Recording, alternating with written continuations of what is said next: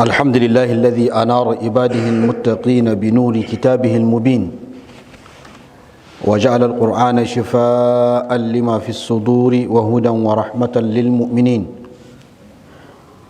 وأرسل رسوله بالهدى ودين الحق ليظهره على الدين كله ولو كره المشركون أشهد أن لا إله إلا الله وحده لا شريك له إله الأولين والآخرين وأشهد أن محمدا عبده ورسوله وخيرته من خلقه أجمعين صلى الله عليه وعلى آله وصحبه والتابعين ومن تبعهم بإحسان إلى يوم الدين وسبحانك اللهم لا علم لنا إلا ما علمتنا إنك أنت العليم الحكيم رب اشرح لي صدري ويسر لي أمري واحلل عقدة من لساني يفقه قولي أما بعد السلام عليكم ورحمة الله وبركاته barkamu da sake saduwa a wannan masallaci mai tarin albarka, masallacin Ibn Taymiyyah a wannan gari na Arlit a wannan rana ta Asabar wacce ta daidai da ranar 5 ga watan 6 hijira 1443 wanda ya daidai da ranar 8 ga watan 1 2022 miladiya don ci gaba da mu na tafsirin alkur'ani mai girma wanda muka saba gabatarwa a kowane mako, wanda muna karatu cikin suratu Ali Imran. Wannan shine darasinmu na 4 a cikin wannan sura, kuma shine darasi na 231 a cikin alkur'ani. Muna cikin aya ta 4, innal ladhina kafaru. Mamalan zai faro daga farkon sura saboda dangantaka da yake tsakanin ayoyin. Zaka fara daga farkon sura. A'udhu billahi minash shaitanir rajim. Bismillahir rahmanir rahim. Alif lam mim. Allahu la ilaha illa huwal hayyul qayyum. نزل عليك الكتاب بالحق مصدقا لما بين يديه وأنزل التوراة والإنجيل من قبل هدى للناس وأنزل الفرقان إن الذين كفروا بآيات الله لهم عذاب شديد والله عزيز ذو انتقام إن الله لا يخفى عليه شيء في الأرض ولا في السماء. الله تعالى يتي ألف لام ميم الله لا إله إلا هو الحي القيوم نزل عليك الكتاب بالحق مصدقا لما بين يديه وأنزل التوراة والإنجيل من قبل هدى للناس وأنزل الفرقان. أدري وانا قبل مكتايا أكراتين دي قباتا wanda bayanai sun gabata na abin da ya shafi wa'annan gaɓoɓi. Mun zo daidai gabar da Allah ya ce innal ladhina kafaru bi ayatillah, lalle wa'annan da suka kafirce wa ayoyin Allah lahum azabun shadid, suna da azaba mai tsanani. Wannan muka ce isti'naf ne, bayani, ci gaban bayani ne wanda yake muwahhadun ilaihi bi qawlihi nazzala alaykal kitaba bil haqq. Kafin a kawo shi an masa shimfiɗa da faɗin Allah ta'ala nazzala alaykal kitaba bil haqqi, to cewa an saukar maka da littafi da gaskiya. Mutum zai buƙaci ya san shin waɗanda suka kafirce ma wannan littafin menene sakamakonsu, wanda suka yi imani da shi kuma menene sakamakonsu. To sai aka ambaci sakamakon waɗanda suka kafirce masa, aka ce innal ladhina kafaru bi ayatillah, wanda karkashin wannan zaka fahimci sakamakon wanda suka yi imani da shi. In har an ce wanda suka kafirce masa suna da azaba, kenan wanda suka yi imani da shi kuma suna da rahama. Cewa alladhina kafaru bi ayatillah, waɗanda suka kafirce wa ayoyin Allah, na ana nufin mushrikan larabawa, ana nufin yahudawa da nasara. Akwai wanda suka takaita shi akan wafdu najran, tunda ayar suran ta sauka tana magana akan wafdu najran wanda suka yi abin nan jayayya da manzon Allah sallallahu alaihi wasallam. Manzon Allah ya tsayar musu da hujjoji amma kuma suka kafirce. To koda da su din ake al-ibratu bi umumil lafzi, ana lura ne da gamewar lafazin, ba wai kadai khususus sabab ba akan wa ayar ta sauka. Da haka ta kunshi waɗanda suka kafirce wa ayoyin Allah cikin mushrikan larabawa da yahudawa da nasara, duka gaba ɗaya ayat ta kunshe su duka, domin dukkaninsu sun yi tarayya wajen kafircewa alkur'ani, wanda shine ake nufi da ayatin lahi anan. innal ladhina kafaru bi ayatin lahi ana nufin littafin Allah wanda shine alkur'ani, wanda yake kunshe da mu'jizoji. Allah ya ce lahum azabun shadid, suna da azaba mai tsanani. Muka ce azaba shine sanya radadi, a sawa mutum radadi a jikinsa, shi ake cewa azaba. Wanda kuma azabar takan bambanta da wato daga wanda zai yi azabar takan bambanta ta fuskar tsanani, duba da wane ne zai yi azabar. Muka ce idan wanda zai yi azabar mai karfi ne, to sai kaga azabar shi ta fi tsanani akan wanda bai kai shi karfi ba. To tunda nan azabar daga Allah ne, to za mu fahimci cewa kenan azabar ita ce azaba mafi tsanani. Lahum azabun shadid, suna da azaba mai tsanani, mafi tsanani, wadda babu azabar da ta kai ta tsanani. Domin idan muka duba alkur'ani za mu ga Allah subhanahu wa ta'ala yana mana ishara zuwa ga cewa azabarsa babu wata azabar da ta kai ta. Fa yawma idhin la yu'adhibu azabahu ahad wala yuthiqu wathaqahu ahad. A wannan rana ba wani da zai yi azaba irin azabar Allah, kuma ba wani da zai yi dauri irin daurin Allah subhanahu wa ta'ala. Kina azabar Allah ta fi kowace azaba tsanani. Yan wuta za a yi musu azaba ta nau'uka daban-daban. Za a azabtar da su ta fuskar abin sha, ta fuskar abinci, ta fuskar suturan sawa, ta fuskar shimfiɗa, duka za a yi musu azaba da wannan. Allah ta'ala ya ce inna atarna lidh-dhalimina naran ahata bihim suradiquha wa in yastaghisu yughasu bima'in kalmuhl. أحاط بهم سرادقها وإن يستغيثوا يغاثوا بماء كالمهل يشوي الوجوه بئس الشراب وساءت مرتفقا. الله يجي إنا أعتدنا للظالمين نارا للي من يوى الظالمين تاني دون وتئر متى أحاط بهم سرادقها وأن الدكا wato abin nan mazagayarta ya zagaye su, an zagaye su ta ko ina da azabarta. wa in yastaghisu, idan suka nemi agaji na shayarwa, yughathu bima'in kalmuhli, sai a shayar da su da wani irin ruwa kamar tafasasshiyar azurfa, kamar tafasasshiyar darma, yashwil wujuh, wanda yake soya fuskoki. Allah ya ce bi'sa sharab, cir da wannan abin shan, wa sa'at murtafaqa, kuma ta yi muni ga zama mahuta. A ce wannan azabar ita ce inda za ka je ka huta, wannan ya yi muni, shine mahutarka, gurin hutawarka, wannan ya yi muni. Wannan dangance da abin da ya shafi abin shansu, idan suka ɗauko ruwan za su sha, tiririn ruwan sai ya soya fuskarsu, sai naman fuskar ya zagwanye. shi yasa Allah ya ce bi'sa sharabu. Bangaren abin da ya shafi abinci kuma Allah ya ce inda shajarata zaqqumi ta'amul athim kal muhli yaghli fil butuni ka ghali al hamim. Allah ya ce lallai itaciyar zaqqum ita ce abincin yan wuta, abincin masu yawan zunubi. Kal muhli kamar narkakkiyar azurfa take, yaghli fil butun, tafarfasa yake yi a cikin cikuna, ka ghali al hamim, kamar yadda ruwan zafi yake tafarfasa a cikin tukunya, haka abincin yake tafarfasa a cikin cikinsu idan suka ci. Wannan dangance da abin da shafi azaba ta fuskar abinci kenan. Sannan akwai azaba ta fuskar sutura, sarabiluhum min qatranin wa taghsha wujuhahum an-nar. Suturan da za su sa min qatran, sutura ce ta kazuwa, wato sutura ce ta wani abun nan, wani abu mai sanya kaikai a jiki.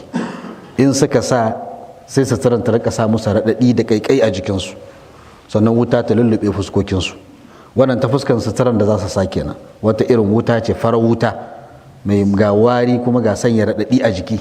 Qatran shine farar wuta irin wannan, wadda idan ta liƙe a jikin mutum, kamar sufur ɗin nan da kuna aiki da shi nan somayir, sufur wanda in ya liƙe a jikin yana da tsananin zafi. To wannan shine abin da sinadarin da ake wa 'yan wuta sutura da shi. Allah ya kiyaye mu. Wannan dangace da abin da ya fi suturan su kenan. Bangaren gidajensu da za su zauna, Allah ce lahum fi jahannama mihadun wa min fawqihim ghawash. jahannama mihadun wa min fawqihim ghawash wa kadhalika najzi zalimin. Allah ya ce suna da a cikin jahannama mihadun, lahum min jahannama, suna da shimfiɗa ta wuta a cikin jahannama. Shimfiɗar da za su kwanta wuta ce. Wa min fawqihim ghawash, saman su kuma rufi ne na wuta. Duk inda suka taba sama da ƙasa wuta ce. Allah ya ce wa kadhalika najzi zalimin, kuma kamar haka ne muke sakan kawa azzalumai. Dangance da abin da ya shafi fatar jikinsu, Allah ya ce kullama nadijat juluduhum كلما نجلت جلودهم بدلناهم جلودا غيرها ليذوقوا العذاب. Allah ya ce kullama nadijat juluduhum badalnahum juludan ghayraha liyadhuqul azab. A duk lokacin da fatin jikinsu suka soye suka narke, sai a canza musu wasu fatu wanda ba su ba don su ɗanɗane azaba. Wannan ayar ta sa wani kafiri ya musulunta, ya yi wani bincikensa akan cewa ashe mutum yakan ji zafin wuta ne idan fatar jikinsa bata ƙone ba, amma fatar jiki tana ƙonewa sai ya daina jin zafin wuta. Sai ce ashe ma azabar da za a yi mana a cikin wuta in ma mun shiga ta ɗan lokaci ce, da zaran fatin jikinmu sun narke kenan mun daina jin zafi.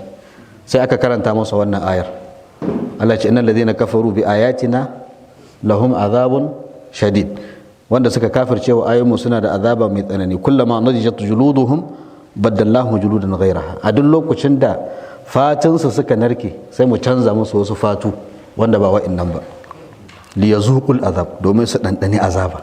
Yana jin wannan sai ya kalmar shahada, ya yi imani. Fatin canzawa ake, fatin ta kone a canza, ta kone a canza, to haka za a ci gaba da azabtar da su, kuma azabar kullun ƙara hauhawa take, ta gobe ta fi ta yau, ta jibi ta fi ta gobe. Allah ya kiyaye. Kenan da Allah ya ce lahum azabun shadid, suna da azaba mai tsanani, ya nuna azabar da babu wata azaba irinta. Wannan kuma yana nuni zuwa ga cewa su kuma muminai suna cikin suna cikin ni'ima, suna cikin rahama da daɗi da ni'ima da wato ainihin farin ciki da jin daɗi da morewa wanda babu irinsa.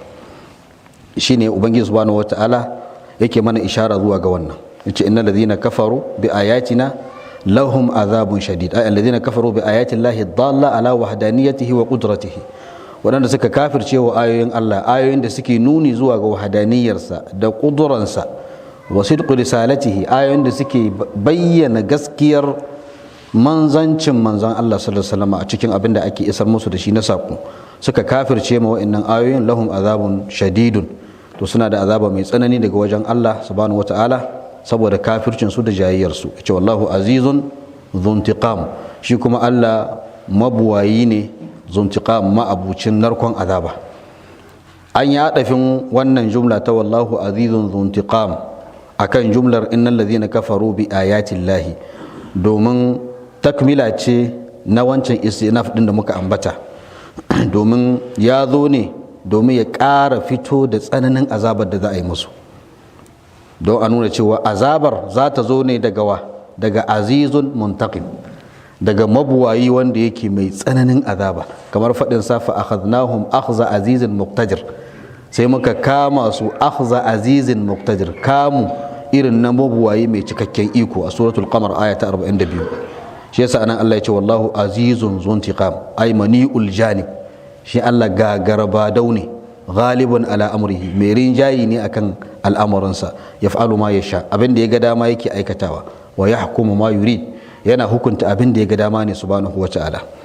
Lafazin al'izza da larabci takan zo da sunfi guda uku, takan zo da nau'i, kace al'izza, izzar ubangiji nau'i uku ce, akwai izzatu qadrin, akwai kuma kace izzatul qadri, izza ta gwargwado, izza ta iko.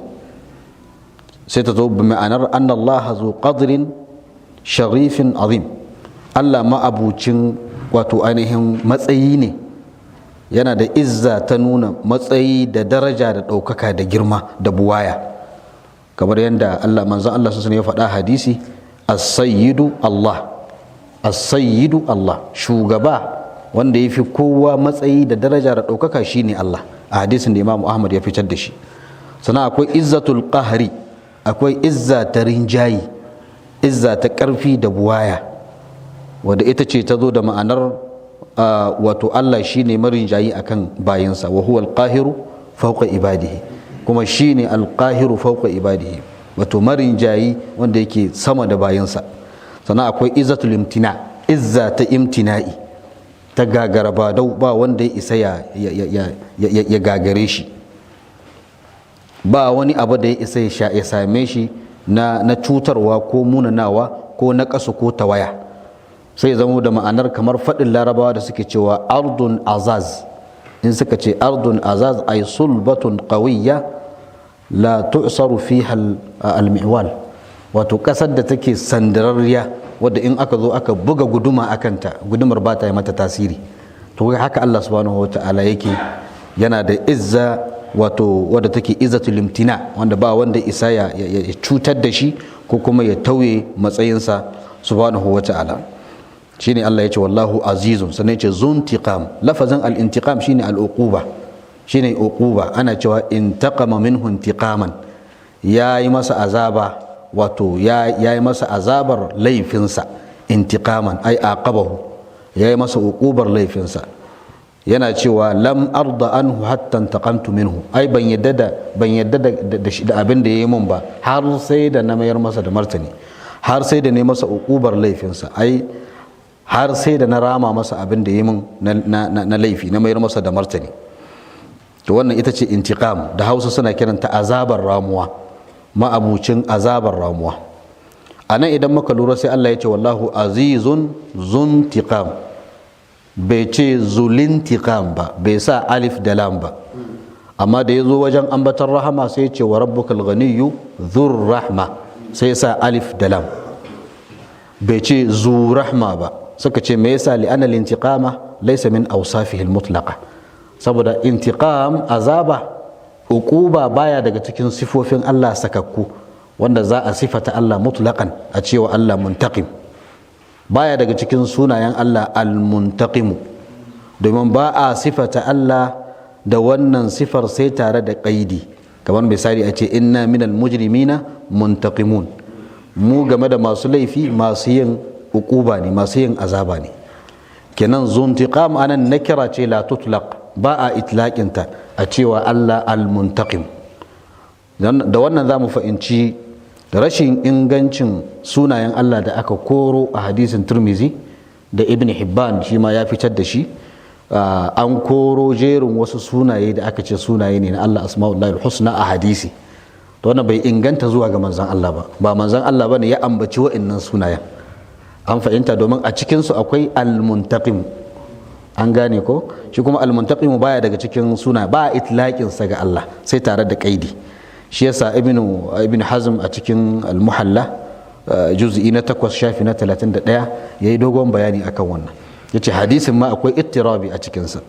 Cidaka wa'annan sunaye da manzo Allah yace Allah yana da sunaye 99, sai dai a tsintsinto su daga cikin Alkur'ani, amma ba za a dogara da wannan hadisin ba wajen tabbatar da wa'annan sunayen cewa sunayen Allah ne. Ina fata an fahimta. Allah ta'ala yace wallahu azizun zuntiqam. Al-azizu isharatun ila al-qudrati tamma ala al-iqab.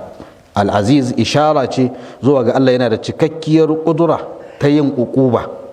Zuntiqam kuma ita kuma ishara ce ila kaunihi fa'ilan lil iqab, tana ishara zuwa ga kasancewar Allah shi mai zartar da uquban ne, mai aikata uquban ne.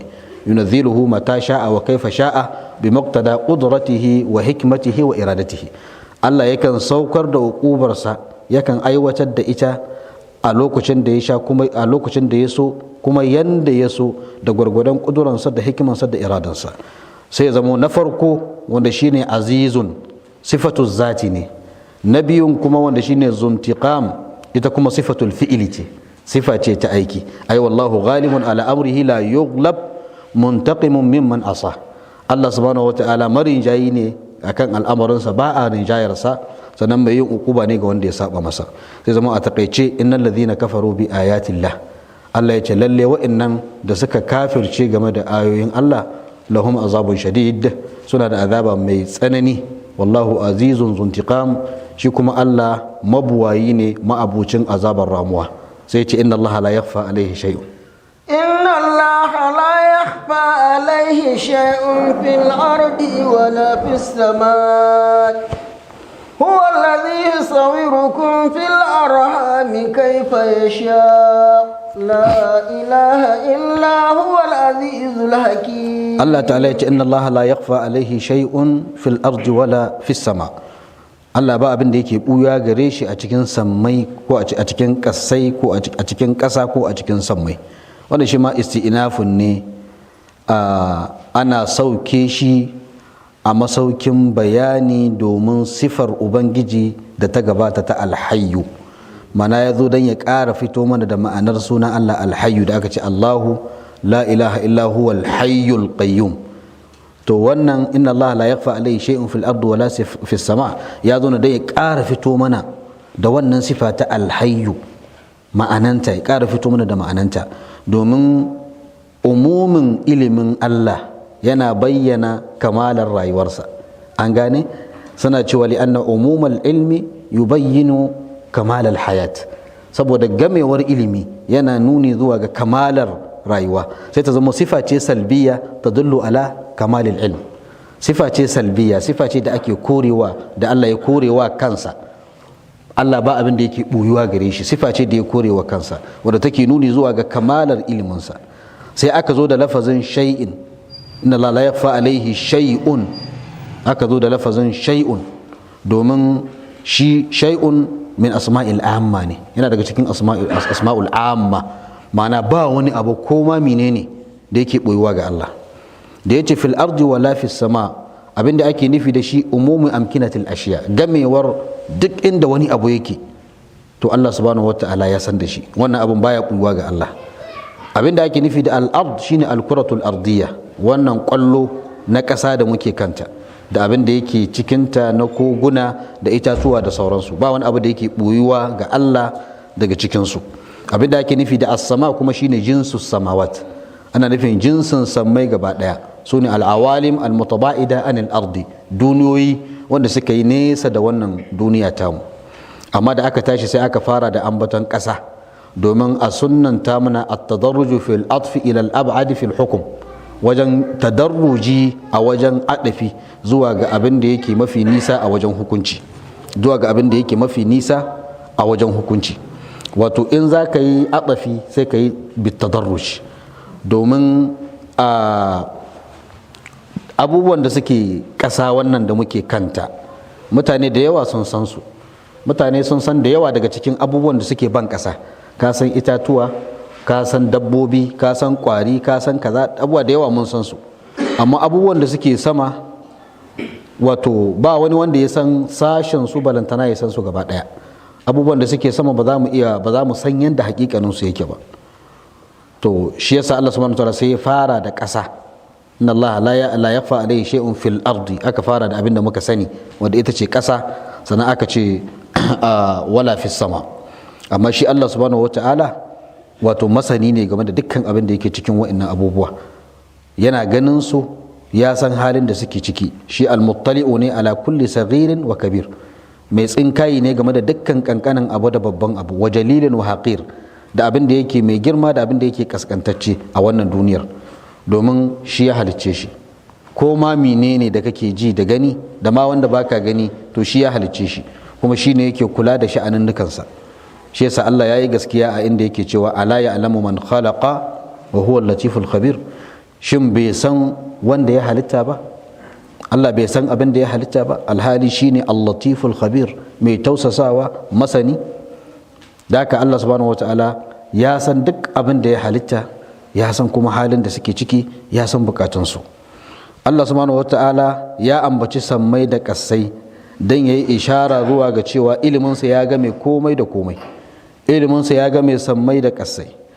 Kenan dan adam in an kwatanta shi da sammai da kassai ba wani abu bane, dan abu ne kankane. Idan har Allah ya san abin da yake cikin sammai da kassai, to min babu aula ya san abin da yake tare da kai, min babu aula ya san abin da kake boyewa da abin da kake bayyanawa. In zai san abin da yake cikin sammai da kassai, to kai karamin halitta ce in an danganta da sammai da kassai. Kenan min babu aula ya san abin da ka boye mai kyau ko mara kyau, ya san abin da bayinsa suke boyewa na imani da kuma kafirci a cikin zakatansu. A wajen maimaita wannan ladin da aka yi, aka ce inna Allah la yakhfa alaihi shay'un fil ardi wala fis sama, aka maimaita ladin. Wannan ta'kidun ne li nafi khafa'i ayi shay'in alaihi subhanahu wataala. Ana ƙara ƙarfafa kore boyuwar ko ma menene ga Allah, ba wani abu da ya isa ya buya ga Allah. Haka ayar mai daraja wa'idi ce mai tsanani ga kafirai waɗanda suke kafircewa ayoyin Allah, wanda suka kafirce wa ayoyin Allah, to Allah yana musu wa'idi ne, ana musu wato ainihin ana tsoratar da su, ana musu alƙawari cewa abin da duk suke yi na kafirci Allah ya sani. Allah subhanahu wataala masani ne game da abin da suke boyewa da abin da suke bayyanawa, kuma zai sakanka musu da abin da suka aikata da gwargwadon iliminsa, ya sakanka musu da gwargwadon abin da suka cancanta. Da haka a takaice Allah ya ce inna Allah la yakhfa alaihi shay'un fil ardi wala fis sama, lalle Allah ba wani abu da yake buya a gare shi ko ma menene a cikin ƙasa ko a cikin sammai. sai ce me huwa alladhi yusawwirukum. na'am, karanta. هو الذي يصوركم في الأرحام كيف يشاء لا إله إلا هو العزيز الحكيم. yace huwa alladhi yusawwirukum fil arhami kayfa yasha la ilaha illa huwa al-azizul hakim. wannan shi ma isti'nafun ne thani, ci gaban bayani ne shi ma a karo na biyu. shi kuma ya zo domin ya bayyana mana sifar al-qayyumiyya. a can baya da Allah ya ce Allahu la ilaha illa huwal hayyul qayyum, to shi wannan jumlar ta zo don ta yi bayani akan qayyumiyya ta ubangiji, sai ya zama kamar badalul ba'di min al-kulli ne. sannan sai aka keɓanci daga cikin sha'anunnukan qayyumiyyar ubangiji sai ya ambaci taswirul bashar kadai. abubuwan da suke nuna qayyumiyyar ubangiji, tsayuwar ubangiji wajen kula da bayansa, abubuwan da suke bayyana wannan suna da yawa, amma daga ciki sai ya zaɓi suranta ɗan adam domin yana daga cikin mafi ban mamakin abin da yake bayyana ƙudurarsa. sannan a ciki akwai mayar da martani, akwai jirwaye da kamar wanka, habaici da kuma raddi ga nasara waɗanda suke da aƙidar allantakar annabi isa, don a nuna cewa wato annabi isa yana daga cikin wanda shi ma an suranta shi a cikin mahaifa. domin su suna ganin tunda annabi isa an suwaranta shi a cikin mahaifar mahaifiyarsa da wata kaifiya gaira mu'tada, wata kaifiya wadda ba a saba gani ba, to sai suke ganin wannan shi yake nuna allantakarsa. to sai Allah anan yake so ya bayyana musu cewa abubuwan da suke faruwa game da halittunsa wajen samar da su da halittarsu, wanda duka aiki ne na ubangiji, sawa'un abin ya faru ne da sifa mu'tada ko sifa ghairu mu'tada, wanda dai yana nuni zuwa ga hikimar ubangiji da kuma qayyumiyarsa. sai zama ima'i ne zuwa ga yaye shubha da nasara suke fakewa da ita a lokacin da suka samu wahamin cewa Allah subhanahu wata'ala ya halicci annabi Isa ba tare da ruwan maniyi na mahaifi ba, ma'ana ba tare da mahaifi ba. to tunda ko har haka ta faru, su suna ganin wannan dalili ne da yake nuna cewa shi ba dan adam bane, kuma dalili ne da yake nuna cewa shi Allah ne. to sai suka jahilci cewa suranta halitta a cikin mahaifa ko da kaifiyar hakan ya bambanta, wannan baya cire abin da aka suranta din daga kasancewarsa halitta wanda a da babu shi yanzu aka samar da shi. to ta yaya kuma zai kasance abin da aka halicce shi aka suwaranta shi a cikin mahaifa da kuma wace irin kaifiya ce, ta yaya zai zama Allah? bayan da zai zama Allah tunda har ya kwanta a mahaifa, an suwaranta shi da babu shi daga baya aka samar da shi, to bayan da zai zama Allah. shi yasa Allah ta'ala ya ce huwa alladhi yusawwirukum. lafazin yusawwirukum daga at-taswir ne. kalmar at-taswir shine ja'alu shay'i ala suratin lam yakun alaiha, shine sanya abu akan wata suran da bai kasance akan ta ba a baya, shine abin da ake cewa at-taswir.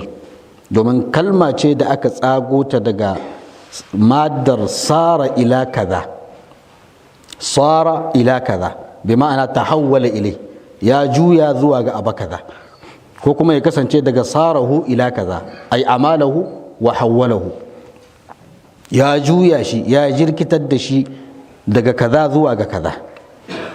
to daga nan ne aka samu kalmar at-taswir, kenan ma'ananta shine ja'alu shay'i ala suratin lam yakun alaiha, sanya abu akan suran da bai kasance akan ta ba. to Allah subhanahu wata'ala wanda yake alqadiru ala kulli shay'in mai cikakken iko akan dukkanin komai, ya hakaito mana mataki mataki da ya bi wajen halittar dan adam a ayoyi daban-daban. daga cikin ayoyin akwai faɗin Allah ta'ala wa laqad khalaqnal insana min sulalatin min tin ثم جعلناه نطفة في قرار مكين ثم خلقنا النطفة علقة فخلقنا العلقة مضغة فخلقنا المضغة عظاما فكسونا العظام لحما ثم أنشأناه خلقا آخر فتبارك الله أحسن الخالقين. الله سبحانه وتعالى يقول ولقد خلقنا الإنسان حقيقة من هالجنا آدم من سلالة daga tataccen taɓo ƙasa da aka tattaro aka ɗaɗɗebo kala-kala mintin aka kwaɓa ta zamo taɓo sun maji Allahu nutfatan sannan aka mai da shi ɗigon maniyi. kakan ma annabi Adam an halicce shi ne da ƙasa da aka ɗaɗɗebo ta guri-guri aka haɗa aka kwaɓa aka halicce shi da laka, sannan zuri'ansa kuma sai aka samar da su daga nutfatan fi qararin makin wadda ake jefa ta a wata matabbata tsararriya. summa khalaqna nutfata alaqa sannan sai muka halicci wannan dugon maniyin ya zamo mai gudan jini. fa khalaqna alaqata mudghatan sai muka halicci wannan gudan jinin ya zamo tsoka. fa khalaqna almudghata idhaman sai kuma muka halicci wannan tsokar ta zamo kasusuwa. fa kasawna alidhama lahma sai muka tufatar da wa'annan kasusuwan da nama. summa ansha'nahu khalqan akhar sannan sai muka kage shi wata halitta ta musamman ta daban. Allah ya ce fa tabarakallahu, to albarkatun ubangiji sun yawaita, ahsanul khaliqin, mafi kyan masu halitta, wanda yafi kowa iya kyautata halitta. to kaga su ne matakai da Allah ya bi wajen suwaranta dan adam a cikin mahaifa. huwa alladhi yusawwirukum fil arhami kayfa yasha. sai Allah ya bayyana mana yanda ya wato wasu matakai da ya bi wajen suwarantawa din. an gane wannan da ya ce fil arhami, lafazin al'arham jam'u rahim ne, jam'i ne na rahim, shine mustawdi'un nutfa fi batn al-mar'a, shine gurin da ake ajiye digon mani a cikin mace, wurin da ake tarbiyyantar jariri, yana ana caccanza halittarsa daga mataki zuwa mataki wanda muka ambata da irin salon da Allah ya ga dama, har Allah subhanahu wataala ya bayyana shi, ya fitar da shi a matsayin basharan sauyiya, a matsayin dan adam wanda yake mai daidaitacciyar halitta. inda Allah ya ga dama kawai da mace ta dauki ciki tun yana tsoka sai ta jeho shi, idan ta jeho shi to a gaban mu ne zai ta caccanza mana kallo, ya ta caccanza ya koma kashi ya koma, to kaga ai wannan ba kyan kallo ba kyan kallo. sai Allah ya fiddo shi tun yana tsoka inda ya ga dama, a fili sai ya ta caccanza shi haka a haka, amma sai ya zama cikakken mutum sai a fitar da shi yana dan karami, to sai ya ta girma har ya zama babba. to kaga wannan hikima ce ta ubangiji. wannan ayar mai daraja ta zo ne a muqamut ta'lil lillati qablaha, ta zo kamar dan ta yi ta'lili a matsayin ta'lilin ayar da ta gabata, dan ta nuna hikimar ayar da ta gabata. domin ayar da ta gabata ta bayyana cewa Allah ba wani abu da yake buya gare shi, sawa'un a cikin ƙasa yake ko a cikin sammai, domin shi masani ne game da abin da 'yan adam suke ɓoyewa da kuma abin da suke bayyanawa. Allah ya san abin da suke ɓoyewa na kafirci da imani, ya kuma san abin da suke bayyanawa. to sai wannan ayar ita kuma ta zo tana fa'idantar da cewa shi Allah ya san halayyar ɗan adam, ba wai kaɗai bayan ya zama cikakken ɗan adam ba Allah ya san halinsa, sai da ya zama cikakken ɗan adam Allah ya san abin da yake ɓoyewa a zuciyarsa. a'a, Allah ya san halayyar shi ɗan adam ɗin tun yana ɗigon mani. Allah ya san sa, ya san halin da ya kasance tun yana ɗigon mani, da yadda shi ya ta sarrafa shi, ya ta caccanza shi har ya kai yanda yake. bal Allah subhanahu wataala ya san halin da ɗan adam yake ciki tun kafin ma ya zama wani abu da ake ambatonsa. hal ata alal insani hinu min ad-dahri lam yakun shay'an madhkura. Allah ya san halin da yake ciki tun ma bai zama wani abu da ake ambatonsa ba, tun ma ba a san za a yi shi ba, tun yana alamuz zarri har ya zo cikin mahaifa, har aka cacce Allah ya san halin da ya kasance tun yana ɗigon mani har ya zama gudan jini har ya zama tsoka, sannan kuma har ya fito duniya. to ta yaya kuma zai kasa sanin abin da ya ɓoye a zuciyarsa? kaga hakan ba zai yi ba. sai ya zama kamar yadda Imam al-Qurtubi yake cewa a cikin tafsirinsa, shi Allah al'alimu ne bima kana wa ma yakunu wa ma la yakun. Allah masani ne game da abin da ya kasance da abin da yake kasancewa da abin da ma bai kasance ba. to duk wanda ya kasance wannan shine sha'aninsa, to daga cikin abin da yake wajibi akan wanda ya samar da su a cikin mahaifiyarsu, ya tarbiyyantar da su, ya kula da su tun suna cikin ciki, ya halicce su khalqan min ba'di khalqin, ya halicce su halitta bayan halitta. abin da yake wajibi a kansu su bauta masa shi kadai, kada su hada shi da wani. wannan ne ake son a kai ka zuwa gare shi. wannan ita ce natijar abin da yake wajibi akan duk wanda aka bi wa'annan matakan wajen halittarsa har ya kasance yadda yake dinnan, to abin da ya zama dole a kansa ya bauta wa wanda ya halicce shi dinnan, kada ya hada shi da wani a wajen bauta. Shi yasa Allah ta'ala ya ce huwa allazi yusawwirukum fil arhami kaifa yasha, yanda ya ga dama haka ya suwaranta ku. Lafazin kaifa yasha nan ikhbarun ne minhu subhanahu wa ta'ala bi anna hadha at-takwin wa at-taswir fil arham tab'un li mashi'atihi wa qudratihi. Nan ishara yake mana zuwa ga cewa wannan samar wanda yayi mana da wannan suwarantawar da yayi mana a cikin mahaifanmu mata ta zama mai bibiya ce ga mashi'arsa da ƙuduransa. Mu ba mu da zaɓi a cikinta, ba mu da zaɓi, kai baka da zaɓi. Yadda aka yi ka nan haka, ba wai kai ka ba Allah zaɓi so nake a ni samfari bakin mutum mai kaza mai kaza mai kaza, ko so nake a ni kala kaza ko kala kaza. Allah ne ya ga dama yayi ka yanda ya so, yanda ya so Allah ya ga dama yayi kowa yanda ya so haka ya halicce shi. To sai dai wannan baya hana ya kasance wata jijiya daga cikin kakanninka ta fuzge ka kayo kama da wani kakanka, da an ga hancin sai a ce wannan hancin kakan shi ne wani. Wannan baya hana haka ta kasance, duk da Allah shi yake suwaranta mu yadda ya ga dama, amma wannan baya hana kuma kayo kama da wani daga cikin danginka, kai kama wani daga cikin iyaye, ko kai mutum ya kama da mahaifinsa ko mahaifiyarsa, ko ya kama da wani kakansa ko kakarsa ko abin da ya kama da haka. An samu wata matsala a lokacin manzo Allah. Wani mutum ne balarabe da shi, sai matar shi ta haifo masa ɗa baki kirin kamar ɗan Senegal, baki kirin haka ta haifo shi. Ya je wajen manzo Allah ya ce bai gane ba, kuma dole ya ce bai gane ba, don ko kai ne baki kirin haka matarka ta haifo maka ɗa jajawur da gashi irin na larabawa a gidanka, ai sai an samu jarabawa, sai an samu matsala. Da haka shi ma ya garzaya wajen manzo Allah ya ce an samu matsala. Ya ce matata ta haifo ɗa baki kirin kamar ɗan Afirka. Manzo Allah sallallahu alaihi wasallam ya ce masa kana da raƙuma? Ya ce ina da raƙuma. Wani iri ne? Ya ce jajaye ne, cikinsu akwai auraƙi wanda yake mai kalar toka-toka. Ya ce cikinsu akwai auraƙi. Ya ce to ya aka yi haka ta kasance? Sai ce mai yiwuwa cikin kakanninsa ne ya biyo wata jijiya cikin kakanninsa ne ya biyo ya kama da wani daga cikin kakanninsa.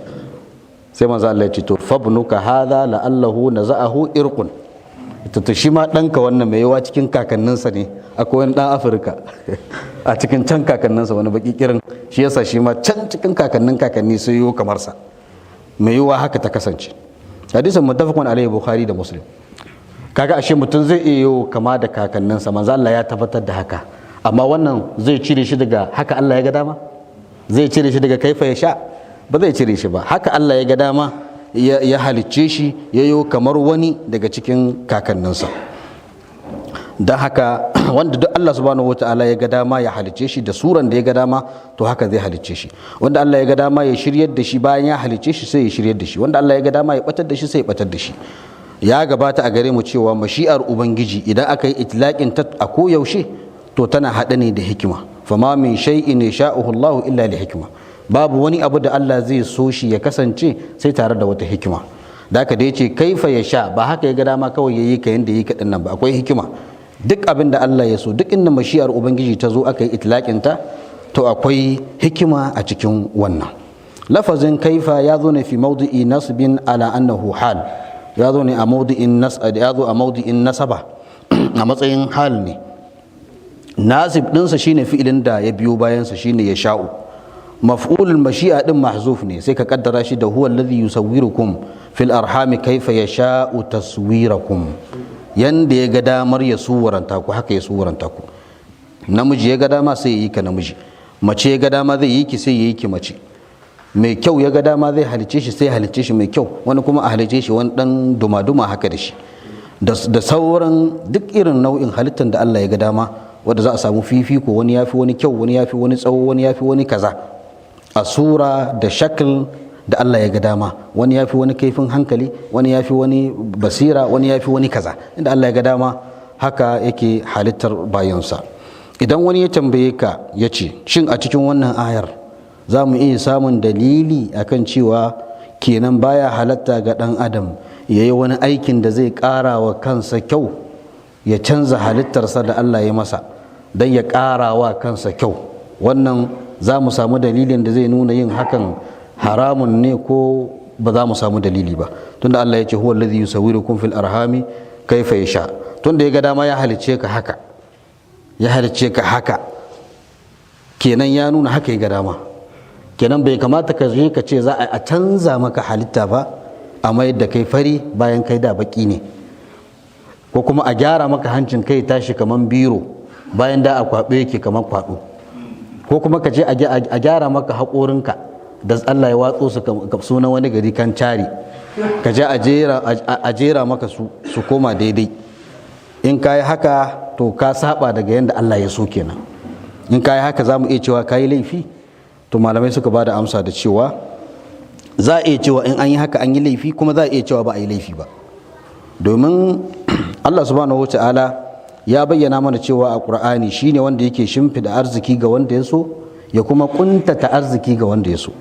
Kaga wannan ba zai hana ka je neman arziki ba, ka ce ai tunda Allah ya kaddara, in Allah ya kaddara mun cewa ya kuntata mun arziki, tunda ni Allah ya yi ni talaka to haka ya so, kaifa ya sha'u, kenan ba zan je in shiga neman arziki ba, tunda haka ya so ya ganni talaka, to bari in ci gaba da zama na talaka, kada in yi wani motsi dan in yi kuɗi. Kaga mutum ba zai faɗi haka ba.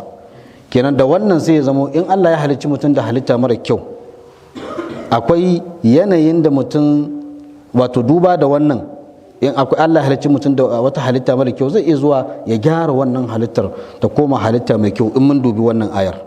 To sai dai matsalar da take akwai nassoshi da suka zo, nassoshi da suka zo suna yin hani game da canza halittar Allah. Ina fatan fahimta. Akwai hadisai da suka zo wanda suke hana yin haka, irin su la'anallahu namisa wal mutanammisa, Allah ya la'anci mace wadda take zuwa a yi mata gyaran gira, da wadda take yin wannan wal washira wal mustawshira, da wadda za ta je a yi mata gyaran haƙori, a yi mata wushiriya, da ba ta da haƙori ba ta da wushiriya, a je a feke haƙorin a gyara mata su, wal washima wal mustawshima, da wadda za ta je a kankari fatar jikinta dan a yi mata ado, ko a sa allura a yi ta caccakawa, ko wani abu dan a yi mata ado. Duk wa'annan a hadisai wanda Bukhari da Muslim sun fitar da wasu daga ciki, Imamu Ahmad da sauran malaman hadisi sun fitar da su, suna nuni zuwa ga yin wato la'antar mata masu yin irin wannan. To da wannan sai wasu malamai suke ganin kenan baya halatta. To sai dai su wa'annan nasoshin in ka kalla zaka ga su suna nuni ne zuwa ga ƙarawa kai kyau wanda zai dawwama har abada na dindindin. Irin adan da za a kankari fata, wannan haramun ne. Gyaran haƙorin da za a kankare haƙori, shi ma wannan baya halatta. Amma adan da za a yi wanda zai ɗauki lokaci ya tafi abunsa, kamar lalle, wannan ba haramun ba ne. Da mace ta je ta yi lalle, ta an mata ado da lalle ko wani abu irin wannan baya zama haramun. Amma adan da za a yi ya dawwama a jikinta dindindin, to wannan baya halatta. To bayan ɓangaren abin da ya shafi ado, to kuma akwai ɓangaren abin da ake cewa izalatu, kawar da aibuka. Wato mutumin da aka halicce shi da aibi, sai je a kawar masa da wannan aibin. Misali, an halicce ka da yatsu guda shida, yatsu guda nawa? Guda shida. Na shidan shi ake cewa me? Shiddani. To sai ka je sai aka yanke na shidan, suka dawo guda biyar kaman irin na kowa. Malamai suka ce wannan min babi izalatul uyub, ba a sa shi cikin amaliyatut tajmil, ba a sa shi cikin aiki na karawa kai kyau, za a sa shi cikin mai kawar da aibi ne. Kuma an samu sunna ta zo da halaccin kawar da aibi. An gane ko? An samu wani da aka yanke masa hanci a lokacin jahiliya, hadisi ne daga Abdurrahman bin Tarafa, ya ce kakansa mai suna Arfajata bin As'ad, a lokacin ana wani yaƙi ana kiransa yaƙin Kullab, wanda aka yi shi a lokacin jahiliya. Kullab wani guri ne tsakanin Basra da Kufa. Aka yi yaƙi sai aka sare masa hanci. Da aka sare masa hanci sai ya yi hancin azurfa, sai ya sa a hancinsa, sai ya rika yin wari. To sai manzo Allah ya umarce shi ya yi hancin zinari, yi masa rangwame, ce ka je a yi maka hanci na zinari. Sai aka je aka yi masa hancin zinari, shikenan sai ya zauna lafiya lau. Hadisin Imam Ahmad ya fitar da shi da Abu Dawud da Tirmizi. Tirmizi ya ce hadisun hasanun gharib, hadisi ne hasan. An gane wannan? kaga manzo Allah ya umarce shi a yi masa mai hancin zinari, ya je ya hancin zinari. To malamai suka ce da wannan nassin ya nuna cewa ashe idan aka halicci mutum da wata halitta mai muni, ya zama an halicce shi da shiddani yatsa shida, ko an halicce shi da wani nama a kunnensa, ko kuma an halicce shi da haƙori haka gazau, ya ji a daidaita masa su, wannan ba laifi bane ba. Ko a yanke wannan yatsa bai zama laifi, ko wani abu irin wannan ba haramun bane ba. Duk da wasu malamai sun sarraha haramci, amma ta'lil din da suka kawo wajen haramtawa din suka ce saboda gudun zubar jini wanda zai iya bayuwa zuwa ga ya mutu. Amma a wannan zamanin ai an amintu daga wannan matsalar. A wannan zamanin ba da za a ce dan an yanke, tunda su likitoci kafin su yi maka wannan operation din an san allurar da za a yi maka jinin ya tsaya da sauran abubuwa irin wannan. Zaka abin da ake wa gudu na zubar jini ya ta zuba har mutum ya mutu, idan an samu ƙwararren likita wanda akwai hanyoyin da ake bi in an yanke din jinin ya daina zuba, to wannan babu laifi ana iya yi. Ina fata an fahimta, babu laifi ana iya yi. Da haka idan an halicci mutum da wani aibi ya je aka gyara masa wannan aibin, aka gyara aibin, ta wannan ba laifi. Amma an halicce ka lafiyan ka kalau, sai dai kyau ne dai baka da, hancin ne dai bai da kyau, sai ka je a tada shi, ko an halicce ka baki ka je a koda ka koma fari, ko wani abu irin wannan, to wannan haramun ne, baya halatta. Ina fata an fahimci wannan haramun ne, baya halatta. Allah ta'ala ce huwa alladhi yusawwirukum fil arhami kayfa yasha, shine wanda yake suwaranta ku a cikin mahaifa yanda ya so. Yace la ilaha illa huwal azizul hakim, ba abin bauta bisa cancanta sai shi, al-azizu mabuwayi, al-hakim wanda yake mai hikima. Wannan ta'kidun ne lima qablahu, jumla ce ta zo don ta karfafa abin da ya gabata na kadaituwar ubangiji da uluhiyya da kuma tabbatar da bauta gare shi kadai. Bayan Allah ya tsayar da hujjoji da dalilai haskakakku bayyanannu akan kasancewar shi kadai ne wanda ya cancanci bauta, Allah ya fitar da dalilai, ya bayyana dalilai akan kasancewarsa rayayye qayyum wanda yake tsaye da zatinsa, wanda ya saukar da littattafai ga bayinsa don su zamo shiriya a gare su zuwa ga gaskiya. Allah wanda yake masani game da dukkanin komai, mai suwarta halitta a cikin mahaifansu mata yanda ya so. Bayan Allah ya riga ya bayyana wannan, to anan kuma sai yake so ya nuna maka cewa tunda ko shi yayi wannan, ashe ba wanda ya cancanci bauta sai shi kadai ne wanda ya cancanci bauta. Kenan duk ma'abuci hankali, inda yana da lafiyayyen hankali, to ya kamata ya tadabburin waɗannan ayoyin, kuma ya karbe su karba na gaskiya, ya karbi waɗannan ayoyin, ya yi imani da su, wato imani na gaskiya, tare da ƙarfin ikhlasi da kuma gaggawar yin aiki da abin da aka umarce shi, da zuciya mai komawa zuwa ga Allah, da kuma niyya wadda take ta gaskiya. Shi yasa Allah ya ce Allahu allazi wato Allah subhanahu ce la ilaha illa huwa, ma'ana Allahu allazi la ilaha illa huwa, kamar da sai ya ce Allah da ba abin bauta bisa cancanta sai shi, wallazi huwa alhayyul qayyum, wanda shine rayayye tsayayye da zatinsa, wanda yake tsaye da zatinsa. Huwa alladhi yusawwirukum fi arhami ummahatikum kayfa yasha, wanda shine ya suwaranta ku a cikin mahaifanku mata yanda ya so. Bi an ja'ala ba'dakum tawilan wa ba'dakum qasiran, ta yadda ya mayar da wani cikin ku dogo, wani gajere, wani fari, wani baki, wani namiji, wani mace. To fa huwa wahdahu alqadiru ala taswiri khalqihi bi tilka sura, shi kadai ne wanda yake da ikon ya suwaranta halittarsa da irin wannan sura mabambamciya juna. To duk wanda ya kasance wannan shine sha'aninsa, to shine wanda ya cancanci bauta, shine wanda ya cancanci a kaskantar da kai a gare shi. La ilaha illa huwa, ba abin bauta bisa cancanta sai shi. Al-azizu ay alladhi yaqharu kullu shay'in bi quwwatihi wa qudratihi, wanda yake rinjayar komai da komai da ƙarfinsa da ƙudurarsa. Al-hakim fi kulli shu'unihi wa tasarrufatihi, wanda yake da hikima da ƙwarewa da gwaninta a cikin dukkanin sha'anunnukansa da tasarrufinsa. Wannan sai zama tazyil ne li taqrir al-ahkam al-mutaqaddima, wato kamar reshe ne domin a tabbatar da hukunce-hukuncen da suka gabata. Ma'anar al-aziz ya gabata, ma'anar al-hakim hikimar ubangiji. Kalmar al-hakim anan takan zamo da ma'anar muhkim, wanda yake da gwaninta a cikin al'amuransa. Zai zama ai mutqinun li kulli ma hakama bihi kaunan aw shar'an, wanda yake da gwaninta da kyautatawa da ƙwarewa a cikin duk abin da ya hukunci da shi, hukunci kauni ko hukunci shar'i. Duk abin da Allah subhanahu wataala ya zartar kaunan ko ya hukunta shar'an to akwai gwaninta a ciki. Sai zama al-hakim bi ma'ana muhkim, sannan zai zama hakim bi ma'ana hakim, zai iya ɗaukar wannan ma'anar. Hakim bi ma'ana hakim, sai zama wato wanda yake hukunci ga bayansa. Hukuncinsa sai zama ya kasu gida biyu. Akwai hukumun kauni, hukunci kauni, wanda wannan hukunci ne wanda kowa yake kaskantar da kai gare shi.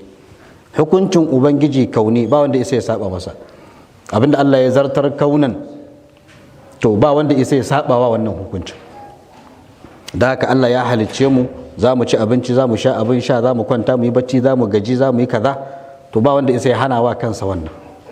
Amma hukuncinsa shar'an, hukunci hukumun shar'i, to wannan nan ne ake samun wasu su bi, wasu su saba, wasu su kafirce, wasu kuma su yi imani da abin da Allah subhanahu wataala ya hukunta. To sai zama nan hakim, alhakim bi ma'ana hakim, wanda yake yin hukunci kauni da hukunci shar'i. A wajen buɗe wannan sura da wa'annan ayoyi da muka karanta, za mu ga akwai bara'atu istihlal, akwai ƙwarewar buɗe bayani, a buɗe bayani tare da ƙwarewa, domin ayar ta sauka ne a wajen jayayya da nasara najran, wanda suke da'awar allantakar annabi Isa. To shi yasa a farkon surar, kafin a kai zuwa ga bayani a kansu, a farkon surar sai aka yi ta maimaita takaituwar uluhiyya ga Allah subhanahu wa ta'ala. A karan farko aka buɗe suran da me? Allahu la ilaha illa huwal hayyul qayyum. Sannan aka ƙaro gaba aka ce huwa allazi yusawwirukum fil arham kayfa yasha. Aka ƙaro gaba aka ce la ilaha illa huwa. Wannan duka tamhidi ne, shimfiɗa ce ake yi wajen tabbatar da uluhiyya ga Allah, domin ya zama raddi ga su nasara da suke da i'tiqadin allantakar annabi Isa. Daka a takaice Allah ya ce huwa alladhi yusawwirukum fil arham kayfa yasha, shine wanda yake suwaranta ku a cikin dangin mahaifar iyayenku yanda ya so. La ilaha illa huwa, ba abin bauta bisa cancanta sai shi, al-azizu mabuwayi ga garbadau, al-hakim wanda yake gwani mai hikima. Yace huwa alladhi anzala alaykal kitaba, huwa alladhi anzala alaykal kitaba minhu ayatun هو الذي أنزل عليك الكتاب منه آيات محكمات هن أم الكتاب وأخر متشابهات فأما الذين في قلوبهم زيغ فيتبعون ما تشابه منه ابتغاء الفتنة وابتغاء تأويله وما يعلم تأويله إلا الله والراسخون في العلم يقولون آمنا به كل من عند ربنا وما يذكر إلا أولو الألباب. الله تعالى هو الذي أنزل عليك الكتاب منه آيات محكمات هن أم الكتاب وأخر متشابهات فأما الذين في قلوبهم زيغ فيتبعون ما تشابه منه ابتغاء الفتنة وابتغاء تأويله وما يعلم تأويله إلا الله والراسخون في العلم يقولون آمنا به كل من عند ربنا وما يتذكر إلا أولو الألباب. bayan Allah subhanahu wata'ala ya tsayar da dalilai da hujjoji bayyanannu akan cewa shine wanda ya cancanci bauta, shi kadai ne wanda ya cancanci bauta, sai biyo bayan wannan da bayanin cewa alƙur'anin nan yana kunshe da ayoyi muhkamai da kuma ayoyi mutashabihai, sannan yayi bayanin mawqifin mutane, kowanne daga cikin mutane gaba da wa'annan ayoyin. Allah ya ce huwa allazi anzala alaykal kitaba, shine wanda ya saukar maka da littafi. Shi ma isti'nafun ne salis, wannan ci gaban bayani ne na uku, domin Allah subhanahu wataala ya bayar da labari game da wani sha'ani daga cikin sha'anun kansa wanda yake da alaka da manufar abin da yasa aka koro zancen. Abin da yasa aka koro zancen shine tahqiqu inzalihil qur'an wal kitabaini min qablahu, dan a tabbatar da hikimar saukar da alkur'ani da kuma littattafai da suka gabace shi guda biyu, at-taura da injila wanda aka ambata. Sai zama wannan ci gaban bayani ne mu'akkadun li madmuni qawlihi nazzala alaykal kitaba bil haqq, domin ya akkada abin da faɗin Allah ta'ala nazzala alaykal kitaba bil haqq ya kunsa, sannan ya zama tamhidun ne li qawlihi minhu ayatun muhkamat, zama shimfiɗa ga faɗin Allah, daga faɗin Allah cewa daga cikin alƙur'anin akwai ayoyi muhkamai zuwa ƙarshe. Domin ayoyin ubangiji ko kuma wa'annan ayoyin da muke karantawa sun sauka ne wajen jayayya da manzon Allah yayi da wafdi Najran, nasara Najran, anan suka sauka.